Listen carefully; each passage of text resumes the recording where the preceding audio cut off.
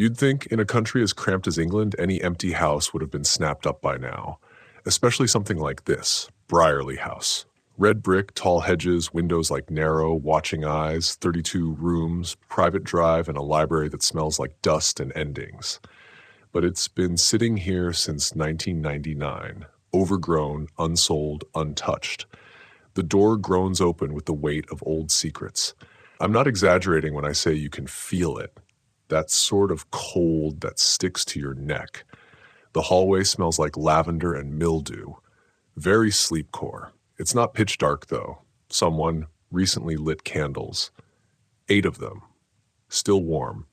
So before you get comfortable, take a moment to like the video and subscribe, but only if you really like what I'm doing here. Also, tell me where you're listening from and what time it is. I read every one.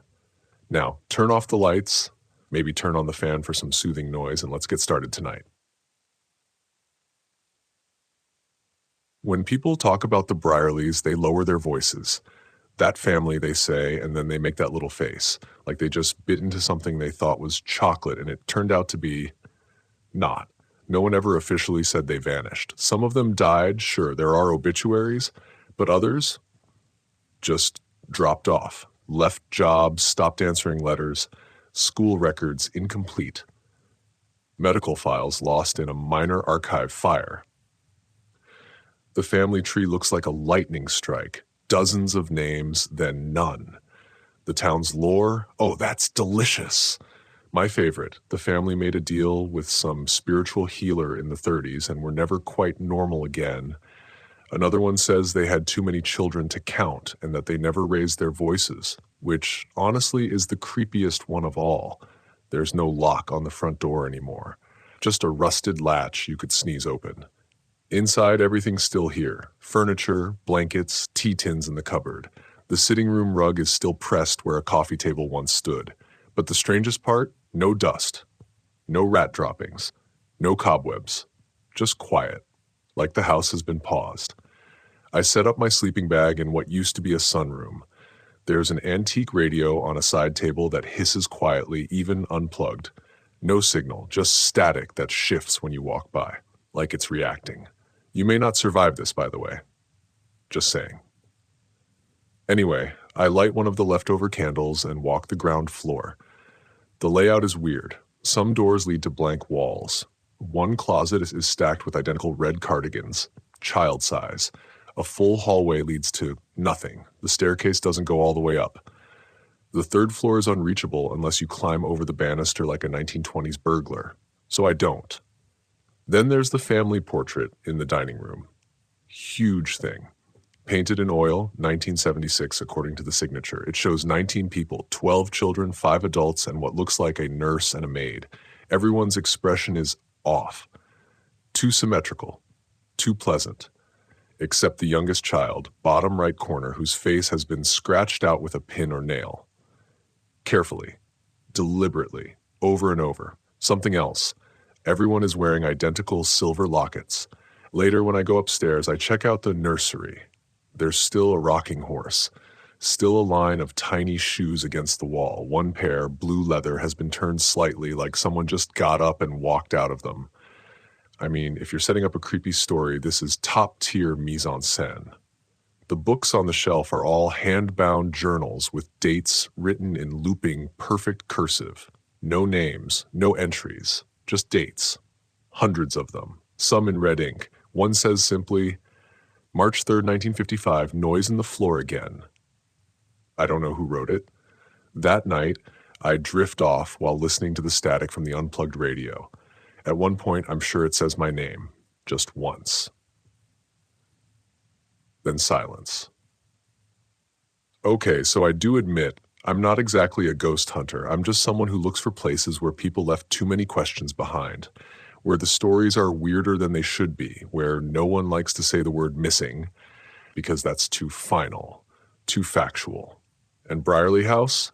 It's practically allergic to facts. Every time I dig into this family, I find less instead of more. Police records sealed, medical history erased, school enrollment, missing years, unexplained reassignments, vanished guardians.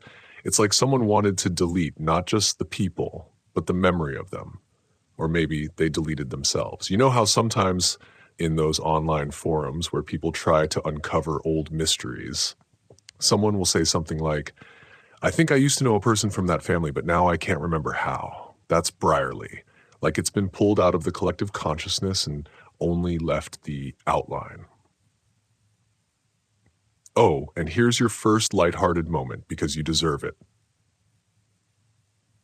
I stepped on a floorboard that let out the most dramatic groan I've ever heard in my life. I swear it sounded like don't. Just one long wooden don't. I apologize to the house. Out loud. Anyway, before I sleep, I light one more candle and write a single note. Who was the youngest child? And that's where I'll leave you tonight.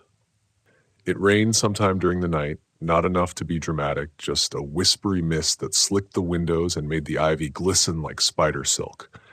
When I woke up, the sun was barely filtering in through the cracked panes of the sunroom, and every surface had a thin shimmer to it. I checked the doors, still locked. Windows, still jammed shut. But the floor was wet. A trail of droplets, in fact, leading from the back door toward the library. But the back door was locked. I followed it anyway. Outside, the garden had no business looking as perfect as it did. If the house was a fossil, the garden was still very much alive. Manicured hedges, sculpted flower beds, a bird bath filled with fresh water. The grass had clearly been cut recently, and someone had planted rosemary and sweet peas, their vines already crawling up trellises that hadn't been there the day before. There were no weeds. None. Zero. Which, let's be honest, is the most unnatural thing I've ever seen in England. The wild wins here.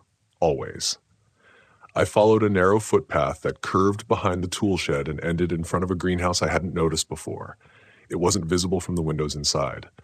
Ivy had climbed the frame, but the inside was clear, glass washed and uncracked, with warm sunlight beaming through.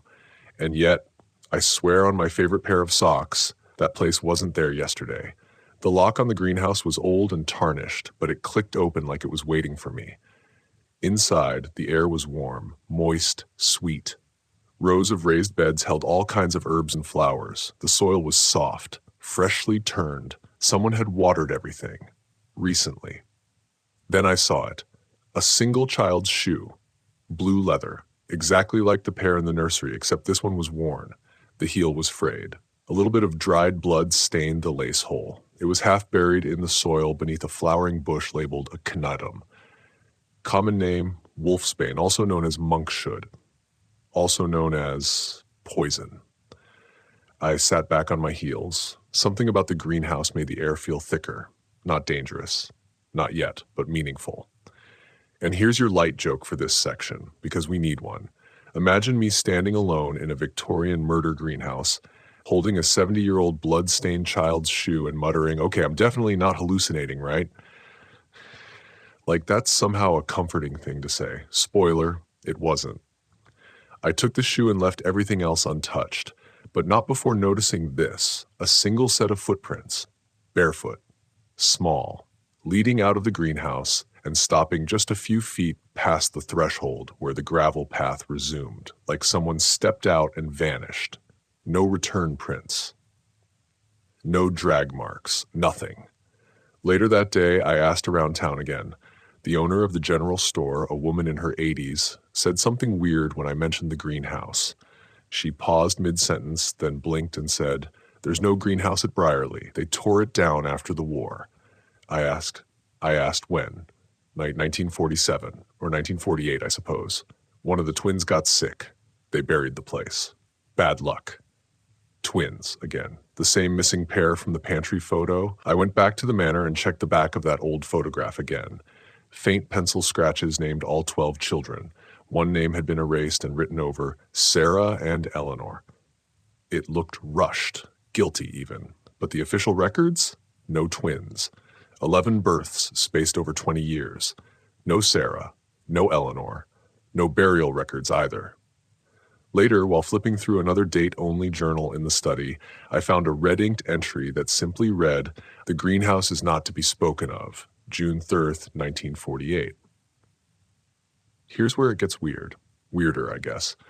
That night, I tried to sleep early. The sunroom had cooled off, the static radio was quiet, but I was restless. So I lay there with the shoe next to me and tried counting things in the ceiling mold. At one point, I dozed off. At another point, I felt someone step over me. Not a dream, not a metaphor. I didn't move, didn't dare breathe. Whatever it was, it passed just inches from my shoulder. Heavy footfalls, no voice. I expected a scream, a crash, but there was only silence, followed by a soft click from the back door. The same back door that was locked. Again, I went after it, fast. Heart in my throat, the lock was in place, chain still bolted, but outside the greenhouse had vanished, just gone. Nothing but grass, and the child's shoe, gone too. This whole thing has opened some odd academic questions, like how much can a place retain memory? Can architecture hallucinate on your behalf? Or worse, are we, as observers, creating the mystery by expecting it? Anyway, next morning I took a picture of the garden. Nothing unusual, but when I checked the photo a few minutes later, there was a small shape in the bottom corner. A girl. Red hair, barefoot, standing beside a greenhouse that shouldn't exist. And behind her, another girl. No face. The twins in the pantry photo. I'd love to tell you that I left right then. Packed my bags, booked it to the train station, grabbed a sandwich I didn't pay for, and ghosted this entire mystery like a healthy person. But no, I stayed. You already knew I would. Because the thing about a place like Briarley House is, once you start peeling it open, it doesn't let you go until it shows you what's underneath. And what's underneath this time? A pantry photo, a lie, and a pair of twins that maybe never existed. Maybe. The kitchen at Briarley looks like something out of a museum. Cast iron stove, cabinets with old brass handles, black and white checkerboard tile. There's even an old ration recipes book open on the counter, like someone was halfway through cooking in 1943 and just decided not to finish. But the real centerpiece is the pantry. Tucked behind a swinging door, it's narrow and full of half-filled jars of flour, herbs, old tins, and dried things in unlabeled bottles. It smells faintly of nutmeg and something slightly rotten. I didn't linger, but I did notice the wall, or rather what was stuck to it. 6 black and white photographs taped in a neat row, curling at the edges. One per year from what I can tell, 1944 to 1949. Each picture is of the same room, the formal dining space, and each year the number of children changes. In 1944, there are 9. By 1947, there are 12. By 1949, 10. Faces blur, smiles fade. The camera seems to degrade in quality every year, which makes no sense. Photography only got better. But it's the 1946 photo that makes me pause. 12 children, 5 adults again. But standing apart, just left of center, are 2 identical girls in pinafores and long braids, holding hands. Their eyes are a little too wide, their expressions blank, and something about the way they're positioned, just slightly off from everyone else, makes them look like they were inserted after the fact. So I check again and again. They're not in any of the other photos, only 1946. Here's where it gets cute. I did a little magnifying glass Sherlock move, zoomed in on the photo with my phone, adjusted the contrast, and noticed something no one else would have seen unless they were very bored and very obsessed. The shadows. Everyone else casts one. The twins don't. It's almost funny, right? Like a prank. If it wasn't so cold in that room. Like pantry door open by itself kind of cold. Lighthearted break for your sanity. I once did a whole summer job in a cheese cave. I thought this pantry would be nostalgic. Instead, it's giving children who whisper in reverse energy. Not my vibe. Anyway, later that night, I went through the upstairs office, clearly the father's, judging by the papers. Receipts, land titles, a letter of complaint to the Ministry of Health, ironically unsigned. But in the bottom drawer, there was a tiny envelope labeled School Applications 1946. Inside, 5 applications for 5 of the Briarley children. Names match the family tree. Sarah and Eleanor, not there. Again. So I start getting bold. I call a nearby boarding school listed on the letters, ask if they have archives. They do. Kind of. An older woman in the records office agrees to check while I'm on the line. She's sweet, chatty, tells me most of their documents from that era were moved off-site in the 80s. Then she pauses. Funny, she says. We have a record of a pair of girls, last name redacted, both enrolled in 1946, both withdrawn the same month. No forwarding address. They're listed as M. Sarah and E. Eleanor. No surnames. That's highly irregular. Yeah, no kidding. Then she goes quiet again. Huh, she says softly. Someone made a note here too. It says, do not pursue. Oh, excellent. That's exactly what I wanted to hear. The next morning, I'm back in the kitchen, coffee made from a battery-powered camping kettle. Look, I'm creepy, not feral. I glance into the pantry. 5 photos now. The 1946 one is gone. I look everywhere. It's not on the floor, not in the trash, not tucked behind something. The others are there, just not that one. So I grab my phone, open the image from yesterday. But now, that one's missing too. It's just a blank photo. Gray static where the picture used to be. This is the point in any reasonable documentary where the host gets spooked, blames moisture, and leaves. But we're not reasonable here. This is sleepy true crime for weirdos who like secrets. Hi. And besides, there's one more twist. I return to the nursery, thinking maybe I imagined the blue shoes the first time. They're there again, in the exact same position. But there are 2 pairs now, both the same size, both facing the same direction, both worn. It opens the question, can absence exist as an echo? If 2 people never officially existed, can they still cast a presence that rearranges the space around them? I stand in the nursery a while, breathing slow. The floor creaks once, then silence. That's when I hear it. A child's voice, right behind me. We were never invited. I don't turn around. I just close the door, slowly, and go back downstairs. There's a point in every good mystery where you stop trying to find answers and start looking for patterns. Names are messy. Records vanish. But patterns? Patterns don't lie. The Briarley family didn't just disappear. Some of them stayed. Or rather, they repeated, which I'll admit sounds like an existential printer jam. But hear me out. I was flipping through the family photo album again, leather-bound, cracked at the spine, the kind you'd find in an antique store that smells like mothballs and disappointment. Most pages are stuck together and not in the charming scrapbook way, more like something got wet or bled. But one sequence of photos struck me. 1950, 1962, 1975, same parlor, same drapes, same chandelier that still flickers when you walk underneath it. In each photo, 5 children stand in the same formation. 3 girls, 2 boys. They're dressed differently, like the fashion tried to keep up with the decades. But the faces? Identical. Same sharp cheekbones, same crooked front tooth on the youngest girl, same lazy left eye on the oldest boy. And I don't mean, oh, they resemble each other. I mean same kids. No aging, no growth, just different clothes and a fresh timestamp. I took pictures with my phone, ran them through a free facial recognition app, just for fun. The results? 98% match. The app thinks they're the same people. Across 25 years. Now look, I'm not saying they're vampires. That would at least be easier to explain. But the fact remains, 5 kids frozen in time showing up again and again in formal portraits as if the years never touched them.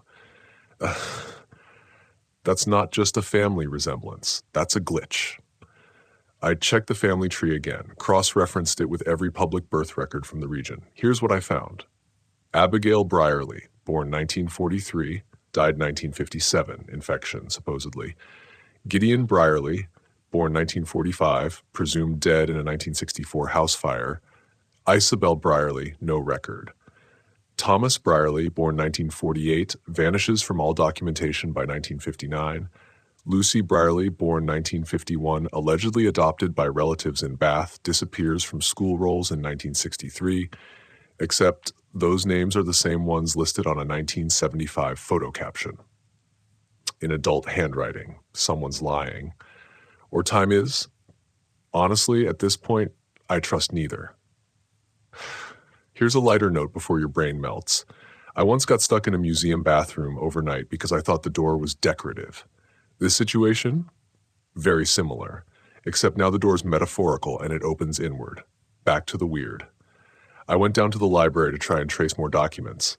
There's a locked cabinet in the far corner, one of those dark mahogany things with warped glass, and a keyhole that looks like it leads to Narnia. Found the key taped under the desk. Classic horror setup. Inside were more journals, not the date-only kind this time. These had names: Abigail, Gideon, Lucy, written in what looked like the same hand but dated years apart. One read, November 12th, 1963, the others have begun to drift again. Lucy spoke in that language we're not meant to remember. We fed the mouths beneath the floor. Mother says no more birthdays. That line stuck with me. No more birthdays. It explains the photos, the lack of aging, maybe even the house itself. It's not just holding them, it's recycling them, keeping them in place while the world outside forgets. There's an academic theory buried in here somewhere. Something about recursive families, lineages that collapse back on themselves, a kind of genetic palindrome. But no one seriously entertains it. Too fringe, too uncomfortable, and yet. That night, I brought the 1975 photo with me into the sunroom, just stared at it under the glow of a camping lantern while the radio hissed its usual static lullaby. Then, after about an hour, the radio cut out, replaced by a whisper. Not words exactly, more like a mimic of words. The shape of speech, like listening to a conversation through water. And then I heard the sound of a child giggling. Soft. Female. Close. I turned slowly. The window behind me reflected nothing but candlelight. And yet, for a moment, I thought I saw 5 small silhouettes on the opposite side of the glass, just standing, watching. When I looked again, they were gone. But the photo, the children had moved, just slightly. Subtle changes in expression. The middle girl, Isabel, was now smiling. It wasn't there before. I didn't sleep. Who would? But by morning, something had shifted in the house. The creaking stopped. The birds didn't return. The house felt full, like it was bracing for something. I made a note in my own journal, right next to the last one I copied from the drawer. They are not aging because time here is circular, or maybe because time here is fed. No answers yet, but I'm starting to understand the rules. Rule 1, nobody leaves. Rule 2, some memories repeat until they get noticed. Rule 3, if someone appears in 3 different decades, ask why they never grew up. Also, Rule 4, don't trust the photos. Next to the photo album, I found a Polaroid dated 1994. You want to guess who's in it? Same 5 children. Same exact expressions. Same locket on each neck. I flipped it over. Written in red ink, they are waiting for someone to remember. By now, you'd think I'd be used to the house doing its weird shifting act, moving things around, subtracting items, inserting children into photos like it's Photoshop for the damned. But that morning, something changed. I wasn't alone anymore. Let me back up. I decided to explore the medical records more deeply. Every creepy family has a few. Usually a mother with a delicate constitution or an uncle recovering in Europe. But the Briarleys were something else entirely. They had files buried in a fireproof cabinet behind the study fireplace. You had to twist the iron grate to open a secret panel. I found it by accident while trying to dislodge a spider the size of a cupcake. Inside the cabinet, letters. Dozens of them. Most were folded carbon copies of appointment confirmations, all sent to the same address, Briarley House, Atten, Household Physician. That's when I first see the name, Dr. I. Northcutt. No initials, no title, just a rubber-stamped I. Northcutt at the bottom of every form. And get this, he visited regularly from 1952 to 1981. Monthly, sometimes twice a month for over 30 years, which would be normal if there was any evidence he existed. No license, no registry, no obituary, no death certificate, not even a tax record. I checked 3 different national databases. Nothing. One of the letters even thanks him for his generous donation of time and discretion, whatever that means. Another says simply, the children remain compliant. No new ones, as agreed. Excuse me? Anyway, around noon that day, I heard it. Footsteps. Slow, measured, confident. Not like the skittery scampering from the children who may or may not be time loop phantoms. These were boot steps, leather, grounded. Someone was in the house. I froze in the hallway, halfway between the study and the staircase. The air changed, got heavier, like breathing through wet wool. I ducked into the parlor and listened. The front door never opened, but someone walked across the foyer. I heard the rustle of a coat, the faint jingle of keys, and then silence. I peeked out. No one. But on the table in the entryway, there was something new. A brown leather bag. Medical style, polished, clean. It hadn't been there 5 minutes ago. I opened it, hesitating like it might bite me. Inside, a stethoscope, a thick black journal, a cloth roll of tools, old-fashioned bone-handled, and a vial of dark red liquid with a faded label, for extraction only, 4cc max. I flipped through the journal. Most of the pages were blank, but in the center, a list. Sarah, incomplete. Eleanor, incomplete. Abigail, compliant. Isabel, removed. Gideon, compliant. Lucy, compliant. Thomas, re-entered. What does that even mean? Okay. Before we spiral into existential dread, here's your soft joke of the night.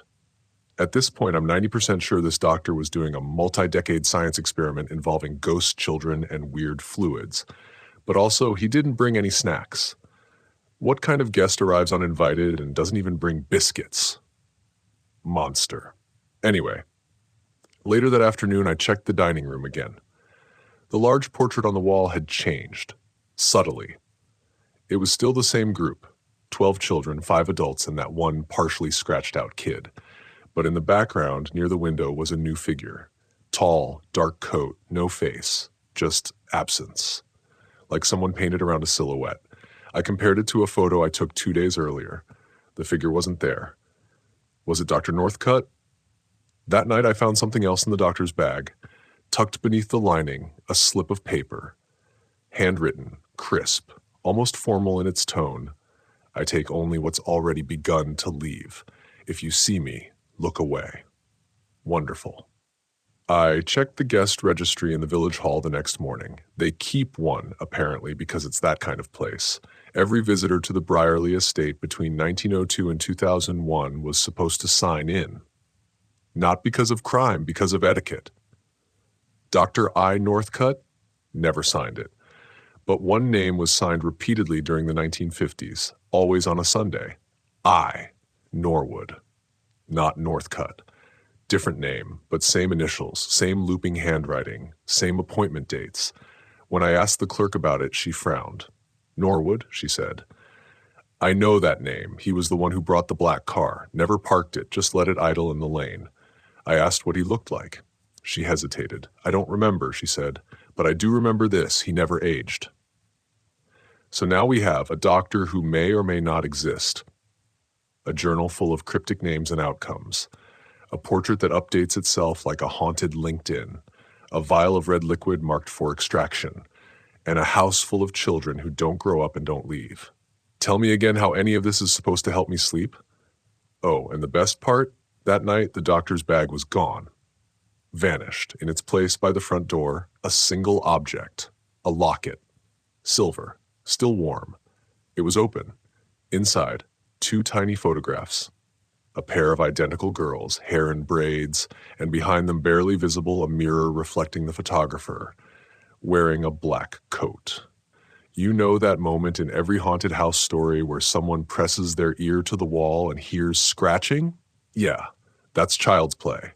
At Briarley House, the walls don't scratch. They whisper, and not in English. I've started sleeping during the day, if you can call it sleep. At night, the house hums. The air gets dense like a room before a thunderstorm. You hear it in your chest before your ears catch up. And between 2 and 4 a.m., the walls get chatty. It started with just a faint buzz.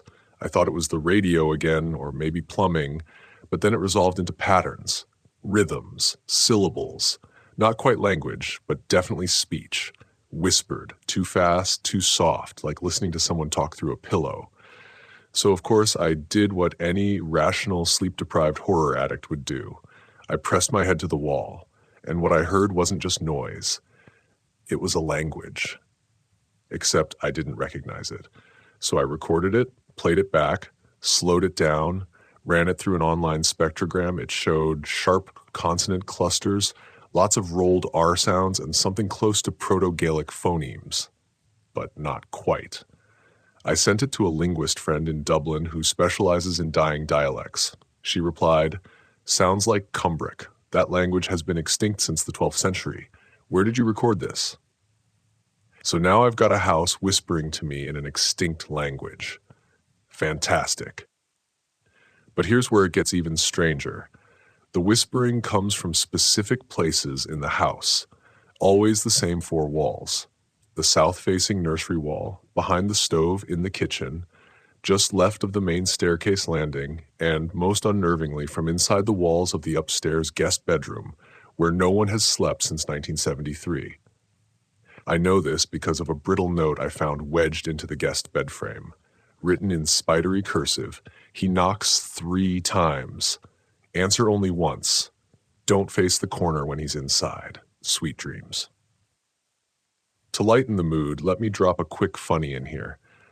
I tried reading a bedtime story aloud to the walls as an experiment. Some old Beatrix Potter. I got 3 pages into Peter Rabbit before the whispers stopped entirely and didn't return for 3 hours. I think I bored them into submission. Who knew even ghosts hate polite Victorian rabbits?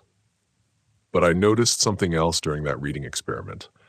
When the whispering stops, the air starts moving. Not like a breeze, like breath. Soft puffs from cracks in the walls, from behind picture frames. Once, I swear to you, the floorboards themselves exhaled. I dropped a pencil through a knothole in the floor out of pure, reckless curiosity. It fell for a full 2 seconds. Then something threw it back up, still sharp, slightly damp. That's when I remembered something from one of the journals, one of the red-inked entries from part 2. Noise in the floor again, and now it all clicks into place. The whispering isn't just a haunting, it's communication. And it's not speaking to me. It's speaking to the ones who still live inside the house. Not like squatters, not like relatives. I mean that literally, inside the house. You've heard of feral families, maybe, forgotten children, secret rooms, but this is something else. I believe some of the Briarley children, maybe even the twins, were placed into the walls. Maybe not buried, maybe not dead, just held. And the language? It's a holdover, a relic. Something passed down not through generations, but through vibrations, like bats echolocating memories. A weird theory, sure, but I'm not the only one to think so.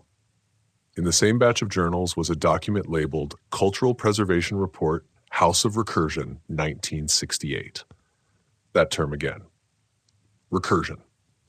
The report discusses a phenomenon where isolated groups redevelop their own internal languages when cut off from outside society for decades, usually observed in cults, underground bunkers, forgotten psychiatric wards. It cites one case. Briarley, file redacted, see transcript tapes 4B to 7F. Language documented. Speakers unknown. Recommends sealing wing. Sealing. So I tested it. Waited until the whispering started, then played back an audio file of my own voice repeating the phrase, "Who is in the walls?" 5 times. On the 6th repetition, the wall behind me knocked. Once, then twice, then silence. And then, faintly, "We are unfinished." Chills. Real ones. So now I've added a new rule to the Briarley list. Rule 5, the walls are not boundaries. They're reservoirs. Later that night, I found the strangest evidence yet. In the floor of the upstairs guest room was a loose board. Underneath, a box. Inside the box, a rosary made of teeth, not exaggerating, a doll stitched from curtain fabric, a cracked hand mirror, and a letter. The letter read, "Eleanor says we are better without birthdays. Sarah disagrees. The house keeps them quiet now. We listen to the old tongue. It teaches us. Even the doctor doesn't know all the words." What kind of education is that? It opens an uncomfortable question. Can memory itself become contagious? Can the echo of a language keep something alive? Because right now, this house isn't haunted in the usual way. It's fluent, and it's starting to make me fluent too. Last night, I caught myself whispering back, not in English, not in anything I've ever spoken before, but the walls understood. People always say houses settle. creaks, knocks, wood expanding. Sure, that's fine, until the knocks start replying in patterns. I know what you're thinking. It's just old plumbing, air in the pipes, squirrels. But have you ever heard a squirrel mimic Morse code? No, me neither. Until this house. I started testing the house with knocks because I'm an idiot and probably need a hobby. I use the same rhythm every time. 3 quick taps, 1 long. That's not a real code. I made it up, something random like a key to a dead lock. At first, nothing. But after the 4th night, I got a reply. Not identical, slower, uneven, still unmistakably responsive. I recorded it and counted the spaces between knocks, 27 seconds. Then a reply. Always the same number of taps, 7. Not a coincidence. On a whim, I looked through one of the old framed family photographs in the upstairs hallway, the one where the Briarley family is sitting in front of that enormous fireplace. You can barely make out the carvings behind them, symbols that look vaguely Celtic, or maybe just decorative scroll work.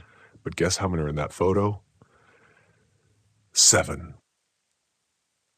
At this point, my sleep is wrecked. I've stopped trying to keep a normal schedule. Instead, I drift in and out, 15-minute naps on the couch, dozing off at the kitchen table, sleeping with headphones in, just to drown out the whispers and knocks. Somewhere in that haze, I started dreaming about staircases. But not the real ones. Not the creaky staircase in Briarley House that moans when you step on the 4th riser. No, these were impossible staircases. Spirals that reversed, stairwells that ended in mirrors, wooden stairs submerged in black water. And every time, someone was at the bottom.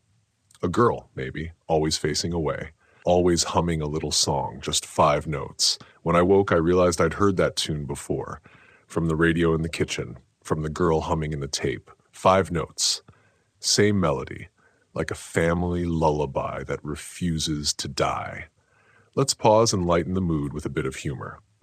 You ever get woken up by a Victorian doorbell at 3 a.m.? You haven't lived. I followed the chime down to the front door, only to find no one there, except a sandwich, neatly wrapped in wax paper, sitting on the doormat like a peace offering from the supernatural lunch lady. Turkey and mustard, dry, no note. 5 out of 10, honestly. I left it there, came back 10 minutes later and it was gone, not eaten, gone. Wrapper and all. The next day, while reviewing tapes from the Whisper Wall, I noticed something new. In the background, faint but layered under the murmuring, I heard the phrase, Open Cellar 3, Sarah waits. That name again, Sarah. I hadn't seen a Cellar 3 on the plans. The house technically has only 1 basement, accessible through a door behind the pantry. But what I hadn't noticed before was that the pantry wall had scratches near the floor, like something small had been dragging along it, regularly. So I started tapping, knocking, pushing, praying. Eventually, something gave way. Behind the lowest shelf was a sliding panel, heavy, dust-covered. Behind it, a narrow staircase, steeper than it should be, leading into what looked like a second basement, or maybe a buried room.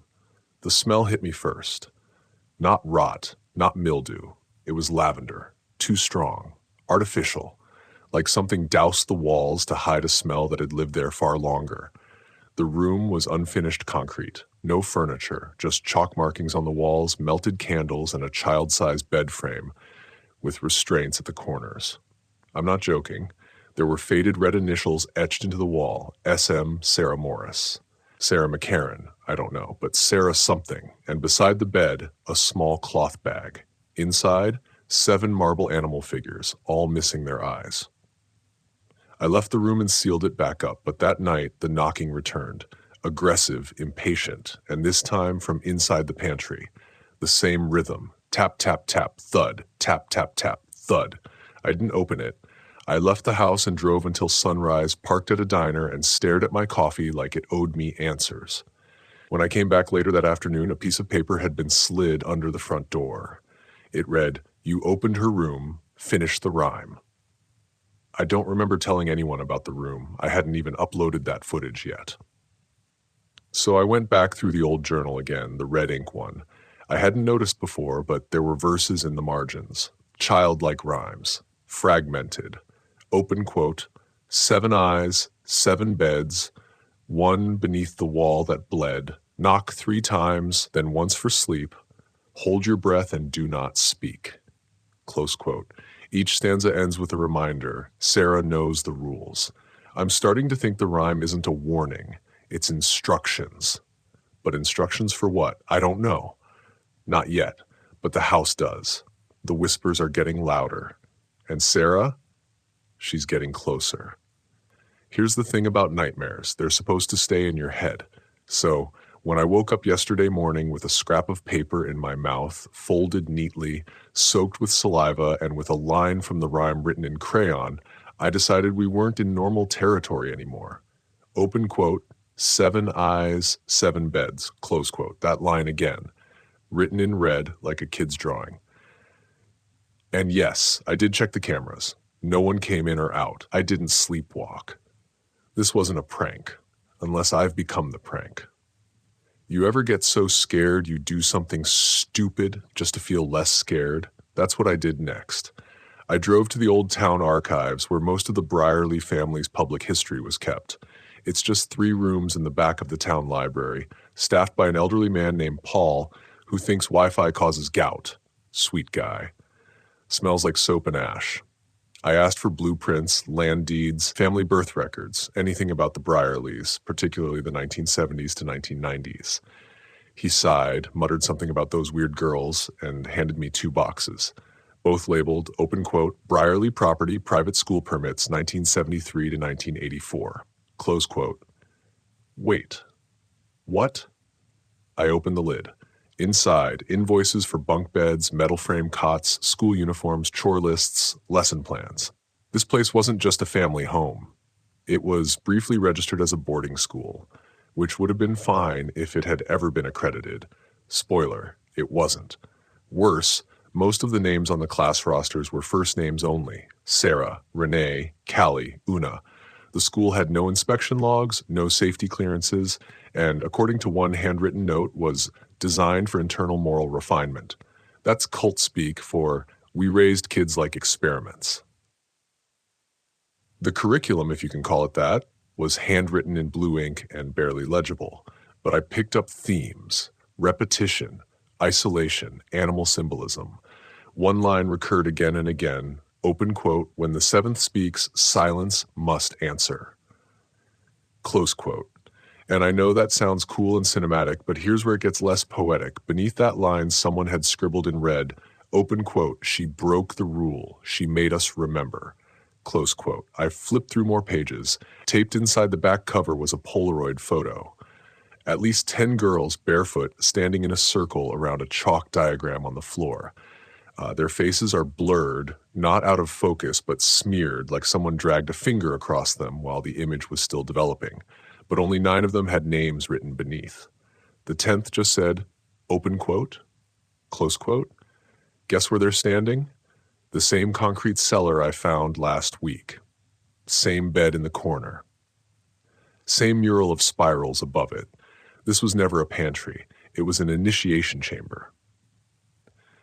Okay, let's lighten this up real quick. You ever try explaining all of this to a librarian? I told Paul, hey, I think the Briarleys ran an illegal reform school for girls in the 70s where one of them disappeared during some creepy ritual. He blinked, coughed once, and said, could be worse. They used to sell moonshine up the road. Thanks, Paul. So here I am, back in the house, standing in the now cleared pantry, holding a list of names that doesn't include last names and a rhyme that's starting to finish itself. Because this morning I woke up humming the last part, open quote, do not speak, close quote. My voice said it without me. I was in the shower. I heard myself outside the bathroom finishing the rhyme I didn't remember starting. There's an academic debate here, believe it or not. A handful of researchers have studied what they call transpositional trauma rituals, a phenomenon where locations or chants seem to adopt emotional residue and play it back like a loop. Most dismiss it. Too speculative. Not enough data. But I'm telling you, something in this house is playing the same scene over and over, not like a movie, like a rehearsal. The more I listen, the clearer the whispers get. They're not random. They're reading a script. I tested a theory. I read the rhyme out loud again, this time in full. Open quote, 7 eyes, 7 beds, one beneath the wall that bled. Knock 3 times, then once for sleep. Hold your breath and do not speak. Close quote, the house went dead silent. Not a creak, not a pipe, not even the fridge hum. Then, from beneath the floorboards, a sigh. Not wind, not imagination. It sounded relieved. I returned to the cellar, what I now think was cellar 3. I brought chalk, traced over the faded diagram from the Polaroid, same spiral, same symbols, and I did something even dumber. I knocked 3 times, then once, and waited. This time, I heard footsteps, not below me, not above, but inside the wall, something shifting. Then a small, metallic clink. I followed the sound to the far corner of the room, where the concrete is cracked. I pried at it with a crowbar. After 20 minutes, I unearthed a rusted box, sealed tight. Inside, fabric scraps, a lock of dark hair, a single shoe, and a name stitched in old thread. Sarah. That's when the whispering returned. But not like before. It wasn't random. It was one voice. Close, clear. She said, open quote, you finished the rhyme, now open your eyes. Close quote. That night, every camera went black at the same time. My laptop restarted itself. My phone's voice assistant spoke without a prompt. Open quote, access granted. Close quote. I haven't slept since, and I think she's not trapped here. She's learning. Let me just say this plainly. The house has rules now. I didn't set them, but they're here. Doors open only at certain hours. The water turns cold whenever I say Sarah out loud. And 3 nights ago, the lights flickered in a perfect rhythm. ... Morse code for F. Don't ask me how I know. I've had time to Google. But the real moment, the one that made me drop my sandwich and start sleeping with the hallway light on again, happened when I checked the laundry room camera. Because I saw someone down there. Not a ghost, not a shadow. A girl crouched by the dryer, back to the camera, wearing an old jumper, barefoot, her hair tied back in a style I haven't seen since watching grainy PBS documentaries about 1980s Appalachia. And she wasn't blurry like you'd expect. She was crisp, real, present. The time code read 3:14 a.m. I checked every other feed. Nothing. Just the one in the laundry room. And get this, when I paused the footage, the lights in the real-time laundry room went off. Then back on, like she knew I was watching. I finally snapped and told my sister everything. She was staying 2 towns over, and she listens to enough true crime podcasts to be both paranoid and weirdly excited. I said, the house might be alive. There's a rhyme. There are girls missing. I found artifacts, and I think I saw one of them on camera. She paused, then said, have you considered not living there anymore? Valid point. I didn't leave. Instead, I bought 13 more trail cameras and stuck them everywhere. Behind mirrors, in the attic, in the dumbwaiter I didn't know existed until Tuesday. I gave them names, just to cope. One of them is Carl. Carl watches the main hallway. He caught something that makes my spine hum even now. At exactly 2:47 a.m., 3 doors on the second floor opened in sequence. Not fast, not blown by wind, just open, open, open. Then they stayed open for 7 minutes. What kind of ritual lasts 7 minutes? There's a whole academic field called symbolic timekeeping. Anthropologists believe certain groups use repeated timings to represent internal moral systems. 7 being sacred, dangerous, or forbidden. You know what happened at minute 8? The hallway camera fuzzed out for 2 seconds. When it came back, the bathroom mirror had a handprint on it. Small. Left hand. No one in the house but me. And here's the kicker. I just cleaned that mirror. I checked. Okay, something lighter. Did you know there's an actual Briarley family Facebook group? It has 43 members, mostly older folks trading cookie recipes and passive-aggressive posts about fence maintenance. But I joined. Why? Because one post from 2020 caught my eye. It was a scanned letter uploaded by someone named Aunt Cheryl. The caption read, open quote, found this while clearing Dad's study. Strange times. Close quote. The letter was dated 1979, addressed to M, unsigned. But the content? Terrifying. Open quote. You said she'd forget. that none of them would remember after the wall was sealed, but they do. They remember it all, especially the one who never spoke. She talks to the others now, through the pipes. Close quote. That's the part I keep thinking about, through the pipes. Because remember how I thought the plumbing groaned at night? Yeah, it's not the plumbing. The other night I turned off all the taps, ran a sound test, and pressed my ear to the kitchen pipe. At first, nothing. Then, open quote, drip, drip, tap, tap, close quote. That's not water, that's code. I cross-referenced the rhythm against Morse again. Best guess, seen us. And before you think I'm reading into things, I played the recording from my friend Elliot, who works IT at a radio station. No context. He said, that's someone tapping out letters. So either my plumbing is haunted or I've become the world's first recipient of faucet-based ghost texting. I should have stopped there. Instead, I searched the property records again and found something buried. Literally. A permit from 1983 for a subterranean storage chamber. Not attached to the cellar. No location listed, but marked approved and complete. I did the math. Square footage on the record didn't match the blueprint of the house. There were 12 feet missing, a whole room somewhere underground, and I knew where to look. The laundry room. I moved the washer and dryer by myself. Pro tip, you can lift almost anything when you're fueled by haunted house adrenaline and 4 cans of energy drink. Underneath the linoleum, there was a hatch, sealed with 4 screws and a padlock so old it crumbled in my hand. Inside, a ladder, metal, rusted, and a smell like warm mold and forgotten crayons. I went down. 1 flashlight, 1 breath at a time. The room beneath is circular. The walls are black brick, damp. At the center, a pedestal. On it, a book. Thin, leather-bound, with 7 pressed flowers between the pages. 1 for each girl, each flower labeled with a first name, except the last. It just said, not forgotten. The final page was a riddle. Open quote, if you can speak, you mustn't. If you must listen, do so alone. But if you find the one who never spoke, give her back her name.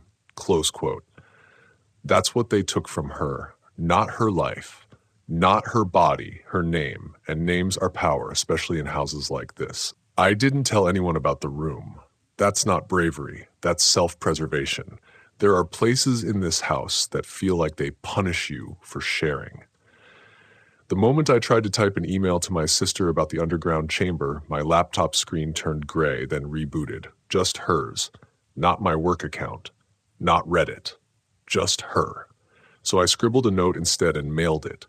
Old school, like I was writing from prison. Anyway, back to the room. I didn't take the book with me. I couldn't. It was stuck to the pedestal. Not glued, bound, somehow, like it belonged there. I flipped back through the pressed flowers, all perfectly preserved like they were laminated with time. Rosemary, lupin, anemone. They weren't chosen at random. Each flower traditionally means something, remembrance, imagination, abandonment. And the 7th, a withered bluebell. Symbolic meaning, grief that can't be spoken. Yeah, let's sit with that one for a second. So, I was back upstairs, tired, covered in what I now know was probably coal soot and mold, and I'm making a grilled cheese because that's what you do when reality breaks. You reach for comfort carbs, and the toaster starts smoking, not from heat, from the inside. Like something was burning inside it. I pull the plug and shake it out, and guess what falls onto the counter? A bobby pin. Burnt, bent, old. Like someone was trying to pick something. Maybe the hatch, maybe the attic. I Googled antique bobby pins out of curiosity, mid-1950s style, likely used by younger girls or women who didn't have access to modern clips. Someone was trying to escape or return. This was also the day I began hearing breathing. I don't mean mine. I mean other breathing. Short, quick, like someone holding in sobs.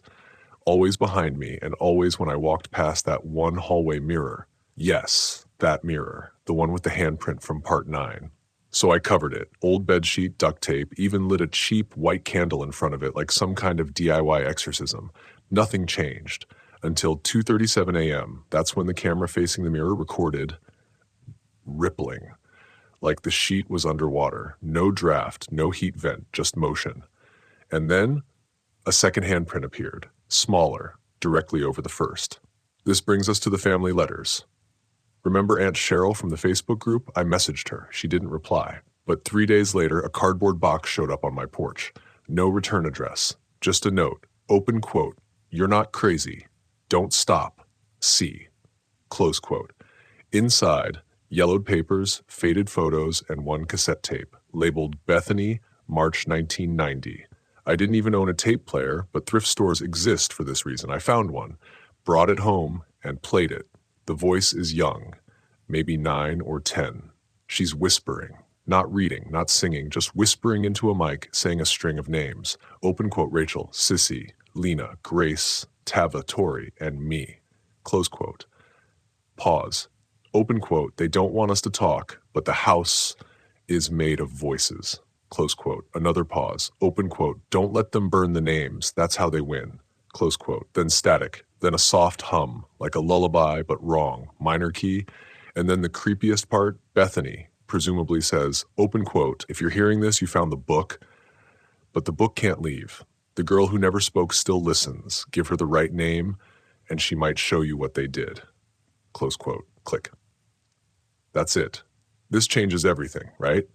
They didn't just disappear. They were erased, names burned, faces vanished, but some part of them stayed behind, tied to objects, places, flowers, words. There's a theory in folklore studies, the name is anchor hypothesis. The idea that souls or consciousnesses linger as long as their names are remembered and spoken, which means the silence here is intentional, which means I'm not just documenting a haunting, I'm part of it. So I went back down to the underground room. This time I brought an offering, a notebook, a pen, and a single wildflower I found by the mailbox. I laid them on the pedestal, whispered every name I knew from the tape, and asked, softly, which one are you? The candle I brought flickered violently. Then I heard it. Footsteps, soft, bare, not behind me, not above, below. There's another level. I knocked on the stone floor, 3 slow taps, and from beneath it, I swear to you, 3 taps back. It's funny how something as small as the number of plates on a dinner table can spiral you straight into madness. I needed a break. After the tapping, the tape, and the handprints multiplying like mold in a dark corner, I packed a bag and drove 10 minutes into town. I told myself I'd spend a night at the inn, reset, get some food that didn't smell like the 1940s, and maybe, just maybe, feel like a human again. Didn't happen. Because of course it didn't. I ended up at the Sunday service at St. Edith's, a squat, lichen-covered church with yellow glass windows and a pipe organ that wheezed like a dying radiator. It wasn't for religious reasons. It was just the only place open that had both seating and no Bluetooth speakers. And that's where I met Margaret Lyle, the last surviving woman in the village who claims to have attended the Briarley family reunions. You'll understand why that matters in a second. Margaret looked like she'd been around longer than the organ. She wore 2 pairs of glasses and carried a purse the size of a meat smoker. She introduced herself by correcting how I said Briarley.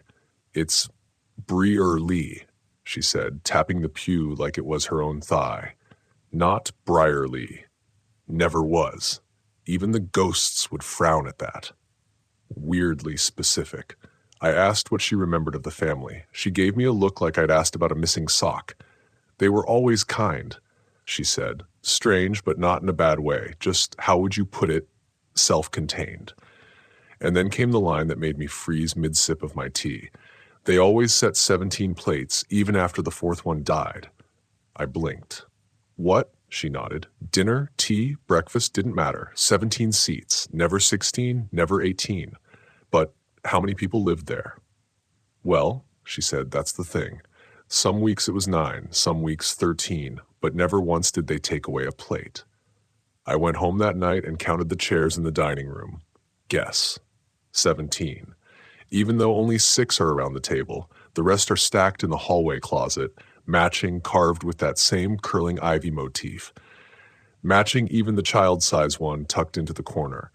None of the chairs were dusty.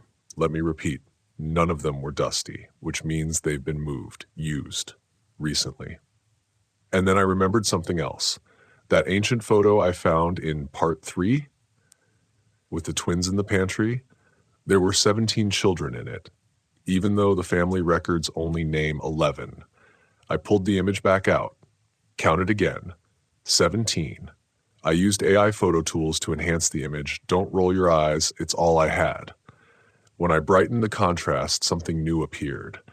A faint scribble in the background above the children's heads, like someone etched a message into the wooden beam behind them. I zoomed in. Open quote, one of these is not real. Close quote, charming. Let's jump back to Margaret. I visited her again, this time at her home. She had a box full of keepsakes, mostly old church programs, funeral bulletins, pressed flowers. But buried under it all was something brittle and almost unreadable, a newspaper clipping from June 4th, 1956. The headline, open quote, family refuses to declare child dead despite 3-year absence, close quote. The article describes a child named Isla Briarley, age 8, who disappeared while playing in the family's rose garden. No body was ever found, and the family insisted she had simply gone inward. That's a quote. The family continued to refer to her in the present tense. They left her room untouched. They saved her plate. She had been missing for 3 years at the time of the article. And here's the weirdest bit. Open quote. Mrs. Edeline Briarley stated that she communicates with her daughter regularly and that Isla will return once her bones are ready. Close quote. Excuse me? Once her bones are ready, that's either metaphorical, spiritual, or deeply unpleasant. I found Isla's name carved into one of the dining chairs later that night, scratched into the bottom in childlike script. The other names? Illegible.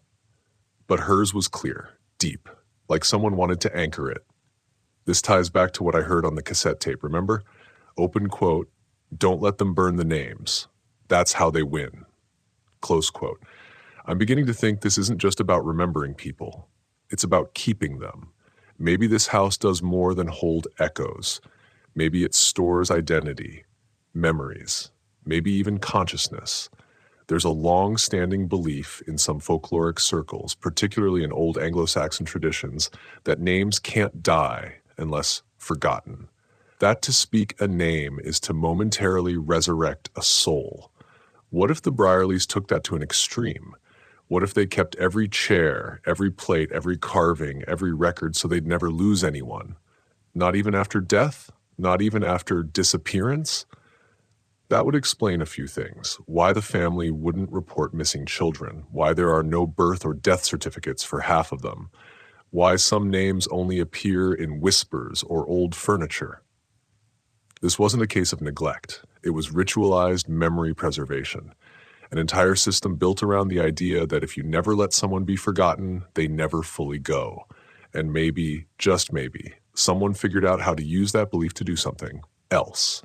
Weirder. Darker. Permanent.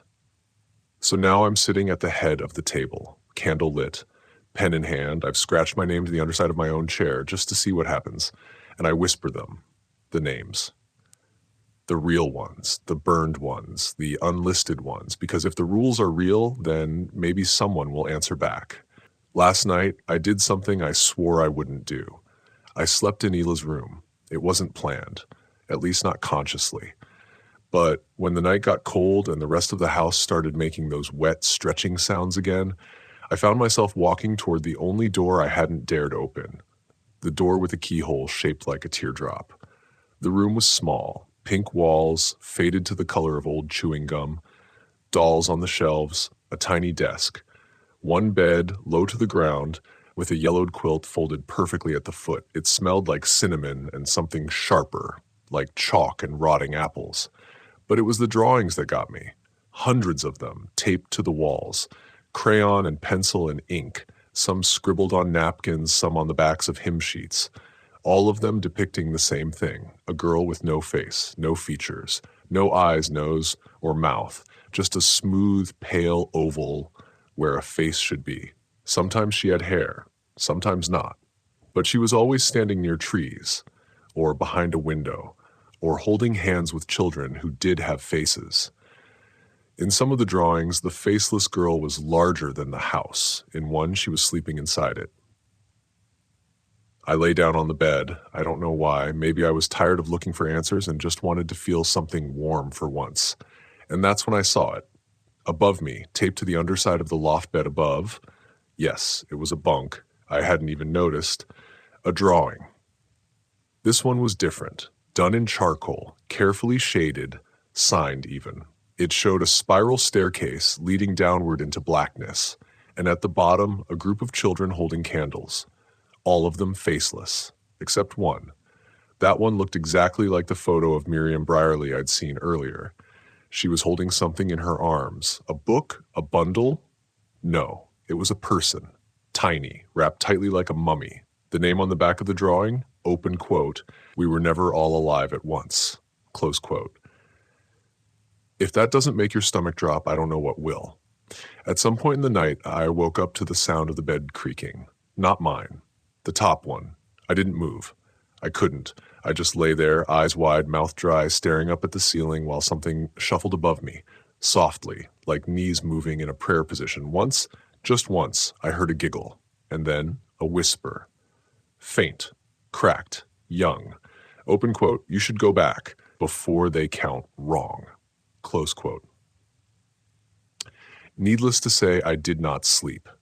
The next morning, something in me snapped.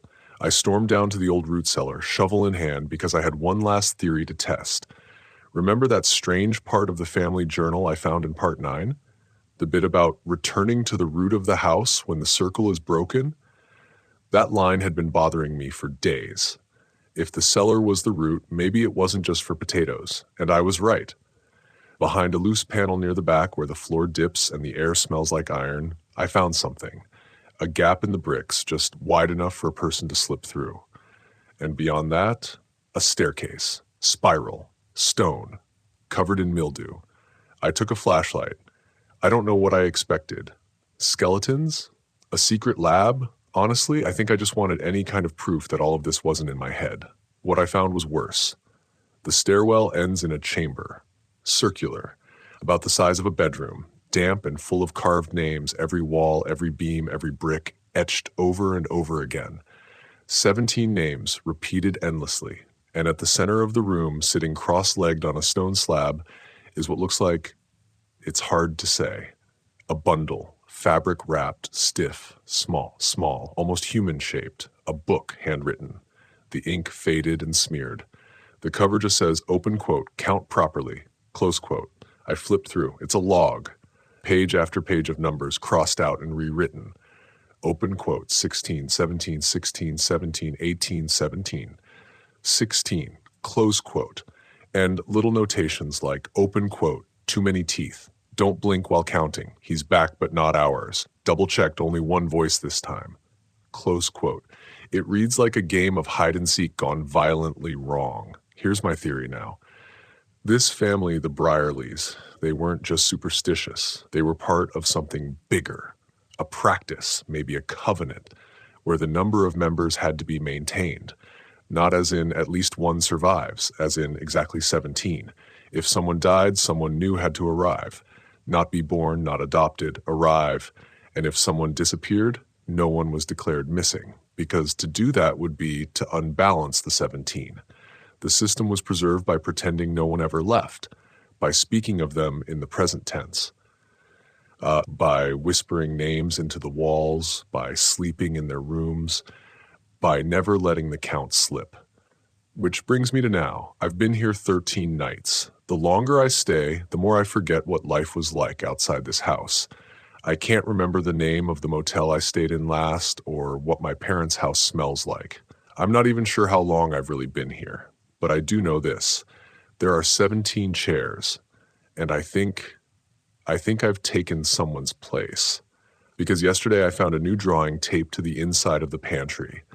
A figure with no face, holding a microphone, wearing my jacket. There's something that happens to you when you stop resisting. I'm not saying I gave up, but I did something close. A kind of surrender that only makes sense in places like this. Places where the rules are upside down and the house smells like memory and mold. I made breakfast, not because I was hungry, because it felt like someone had to. I knew where the pans were. I even found flour in a glass jar labeled Miriam's bread mix. The date was 1997, but the flour was clean and white. Not a single bug, not a single clump. I found eggs. I don't own chickens. The fridge is unplugged. And yet, they were cold.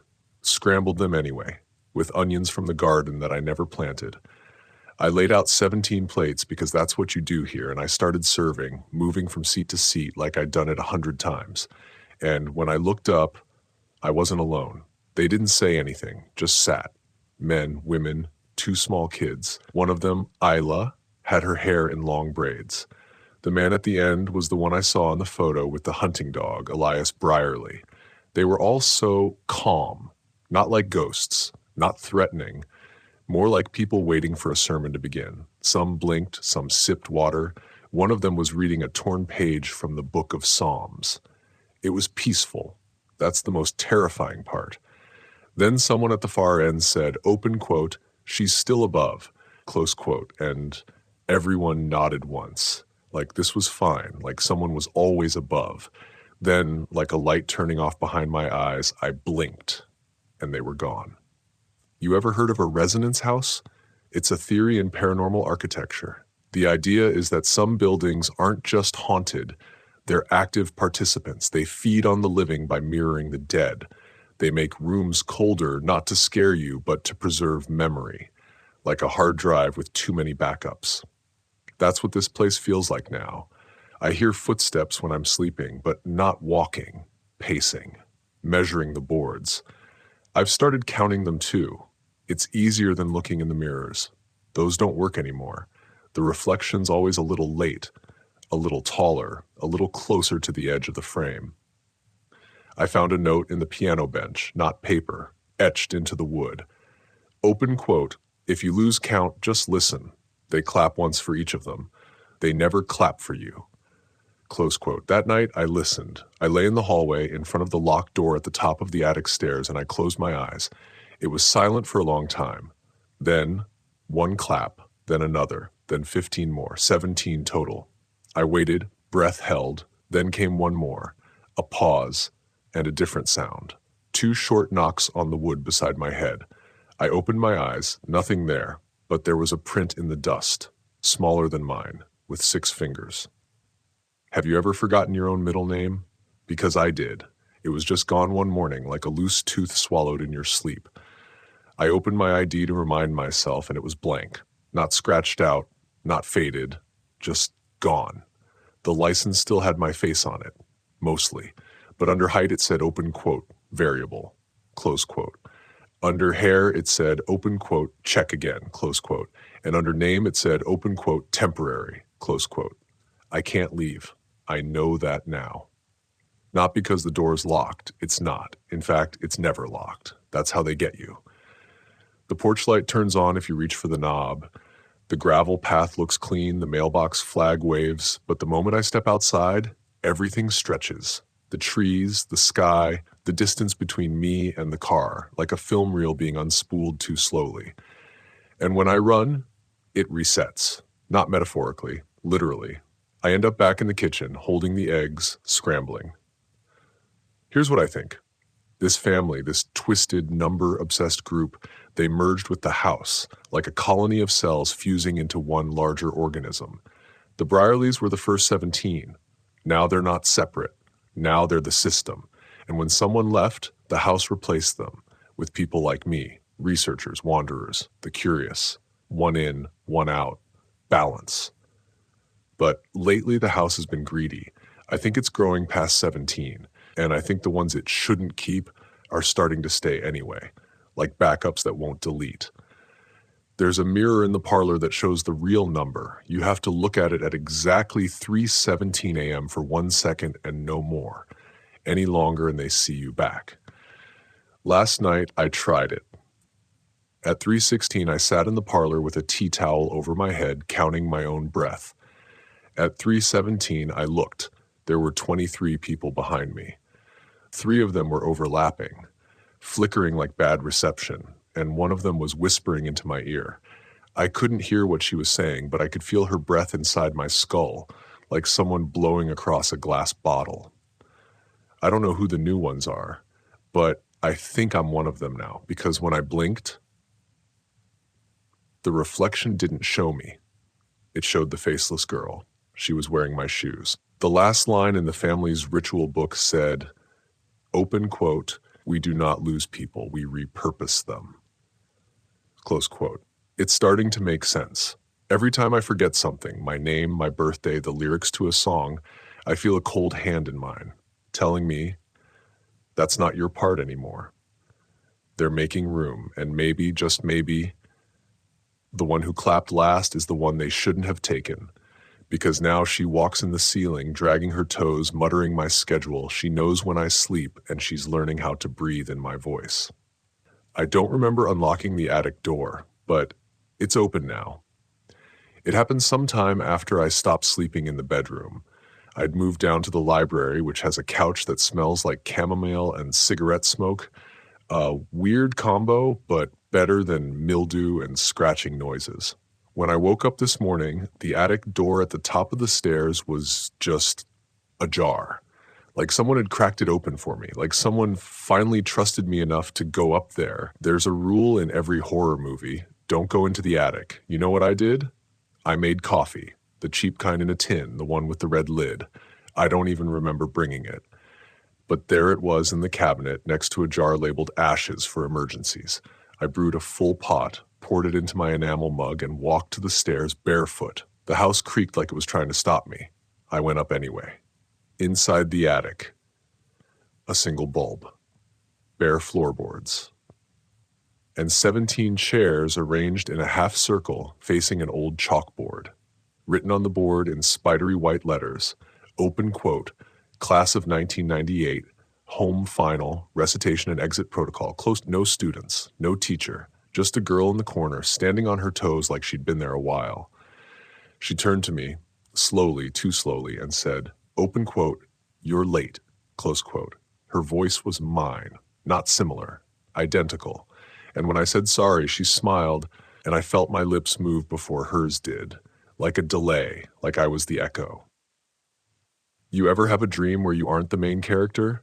That's what this place does. It nudges you out of yourself, slowly, gently, like peeling wallpaper or replacing floorboards. One part at a time. I walked to the chairs. Most were dusty, but the 3rd, 6th, and 17th were clean, still warm. I sat in the 17th. It fit, too well. And the moment I sat, the girl in the corner vanished, leaving only her shoes. My shoes. Then the bulb flickered once, and I heard 17 claps from under the floorboards. You remember the basement door I mentioned? The one with the locks, the heavy chain, and the warning carved into the frame? It's open now, too. I found it after I came back down. No lights, just that cool earth smell you get in crypts or really old wine cellars. A wind pushed past me as I opened it. Even though there's no vent down there, the stairs went down farther than I expected. 40 steps, maybe more. And at the bottom, a tunnel, lined with portraits. You ever seen a painting change? Like, while you're looking at it, every single portrait down there is of the same person, me, in different clothing, different time periods, but always me. In one, I'm wearing a nurse's uniform from the 1940s. In another, a pioneer dress with blood on the collar. In another, a lab coat with a name tag, Dr. Briarley. That last one stopped me cold, because the face wasn't mine anymore. It had the features, sure, but it belonged to the faceless girl, the one who walks on the ceiling, the one who claps last. At the end of the tunnel, I found another room, smaller but strange in a very specific way. It was modern, fluorescent lights, gray walls, plastic chairs, a clipboard on the table. The clipboard said, open quote, evaluation phase 4, subject, symptoms, recursive memory distortion, shadow inversion, role displacement. Status almost ready, close quote. Next to it, a mirror. But this time, the reflection didn't mimic me at all. It smiled, before I did.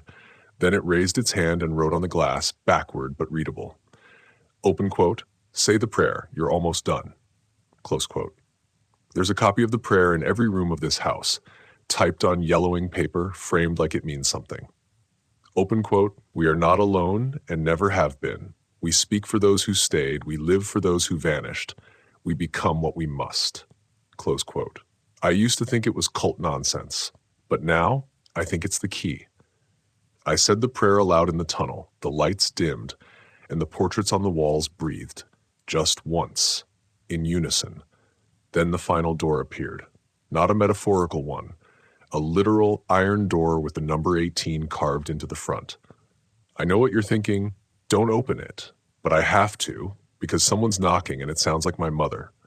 You know how dreams sometimes end with a sound, like an alarm clock or a falling glass? That's how this ends, with a single knock, a sigh, and the creak of hinges. I opened door 18, and inside was me. Not the girl, not the reflection, just me, older, frailer, but smiling. She said, you did it, you passed, and I felt it in my bones, not relief, permission.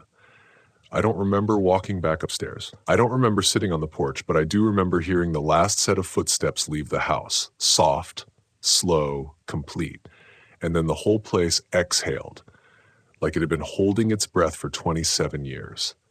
There's only one thing left now, one more prayer, one more part. And if you've been here this long, you've already heard it, somewhere in the background. Every night after the last word is spoken and the lights go out, there's a whisper. It says, open quote, 18 is full, close quote, and somewhere nearby a new house is being built for the next one. The house is still here, but it's not watching me anymore. You ever feel a place exhale for the last time? Not collapse, not burn, not even fade, just release? That's what it's like now. The wind doesn't knock the shutters anymore. The hallway doesn't hum. The lights don't flicker like Morse code warnings. It's quiet, and it means it. And me? I think I'm done too. The funny thing is, I never set out to stay here. I came to write about disappearances, remember? I came for the case files, the rumors, the chalkboard in the attic, the 17 empty chairs, the missing girls from a large family no one even knew was large, the cousins who weren't cousins, the mother who wasn't a mother, the teacher who didn't teach. But you can't write about something like this and stay outside of it. That's the thing about stories. They're designed to pull you in, and if you're not careful, they rewrite who you are to make you fit the ending they need. So yeah, I think I disappeared too. And maybe that's why I understand them now, the family, the Briarleys, the children whose names changed every year, the girls who didn't know they were missing until they read about themselves. It's not that they were taken, it's that they were replaced, little by little, job by job, name by name, thought by thought, until the person who woke up in the mirror was never the one who fell asleep. I took one last walk through the house today. From basement to attic, each room is locked now, quiet, sealed like it's prepping for winter. Except one, the dining room. The table's still set for 17, and there's a new chair at the head. It has my name on it. The strangest part of all this? I'm not afraid, because in a weird, eerie, backward kind of way, this house keeps its promises. And if it says it's full now, 18 accounted for, then no one else will vanish here. Not for a while. Not until someone new finds the file, drives up the mountain, and walks inside without knocking. They'll think it's abandoned. They'll hear a floorboard creak, and they'll feel it. That breathless hush, that pause in the air like a held note, that whisper of wood and memory, saying, open quote, we've been waiting, close quote. But that's their story, not mine. Mine ends here, with this room, this chair, this voice, and you still listening, still here all this time later. Maybe you came for the mystery, maybe for the sleep, maybe you stayed for something else, but either way, let's leave the light off now. Conclusion. So let's take a breath, you and I, in through the nose, out through the mouth, nice and slow. Let it settle into your chest like the dust in those quiet rooms. Let everything around you dim just a little more, like the hall lights after the final footsteps fade, because it's over now. The missing are still missing. The questions are still unanswered. But for now, the story is still and you're allowed to rest. You made it through the long night, through the records and rooms and rituals. You walked with me through strange halls and stranger histories, and whether you believe a single word of it or not, the silence understands you now. It welcomes you. If you feel a little different, that's okay. If you see your reflection lag for half a second tomorrow morning, just smile and let it catch up. If a window creaks or a bulb dims, don't worry. That's just the house remembering you. Now, close your eyes if you haven't already. Listen to the low hum of sleep coming for you. There's nothing left to fear, nothing left to find, just the slow settling of story into stillness. Good night wherever you are, and remember, you made it back.